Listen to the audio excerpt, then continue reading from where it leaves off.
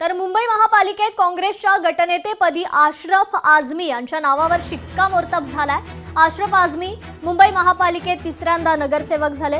अशरफ आझमी आणि सर्व काँग्रेसचे नगरसेवक थोड्याच वेळात कोकण भवनला जाऊन गटाची स्थापना करणार आहेत। मुंबई महापालिकेत काँग्रेसचे 24 नगरसेवक निवडून आलेले आहेत।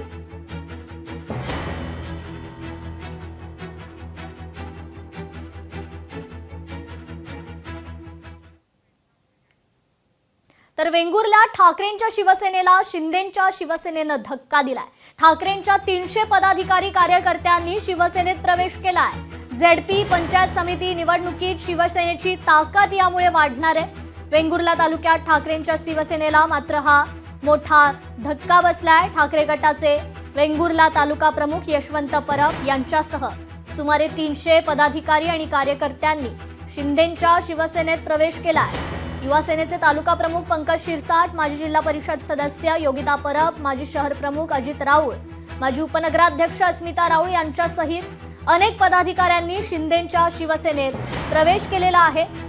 सावंतवाडी वेंगुर्ला मतदारसंघाचे आमदार दीपक केसरकर आणि शिवसेनेचे जिल्हा प्रमुख संजू परब यांच्या उपस्थितीत हा पक्षप्रवेश सोहळा पार पडला। तर मुंबई मनपा निवडणुकीचा निकाल गॅझेटमध्ये प्रसिद्ध करण्यात आलाय। मुंबईत नवीन सत्ता स्थापनेचा मार्ग त्यामुळे मोकळा झालाय। कोकण भवनात गट नोंदणीच्या प्रक्रियेला सुरुवात होणार आहे। मुंबई महानगरपालिका निवडणुकीचे अधिकृत निकाल आता राज्य शासनाच्या राजपत्रात अर्थातच गॅझेटमध्ये प्रसिद्ध करण्यात आले। महापालिका आयुक्त भूषण गगराणी यांनी ही अधिसूचना जारी केली असून यात 15 जानेवारी 2026 रोजी झालेल्या निवडणुकीतील सर्व 227 प्रभागांमधील विजयी उमेदवार, त्यांचे पक्ष आणि त्यांना मिळालेल्या मतांची अधिकृत नोंद करण्यात आली आहे। या गॅझेटच्या प्रकाशनामुळे आता मुंबईत नवीन सत्ता स्थापनेचा मार्ग मोकळा झाला।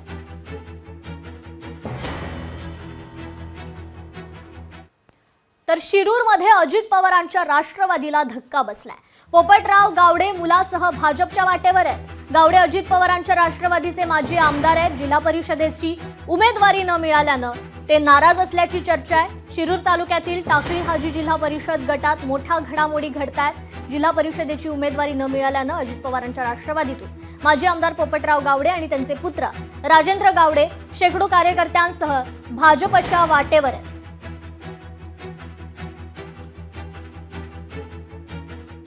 तर महायुतीचे नवनिर्वाचित नगरसेवक शक्ती प्रदर्शन करणार आहेत। कोकण भवन इथे 2 दिवसांनी ते नोंदणी करतील। बहुमत मिळाल्यावर शिवसेना भाजपचे नगरसेवक पहिल्यांदाच एकत्र येणार आहेत।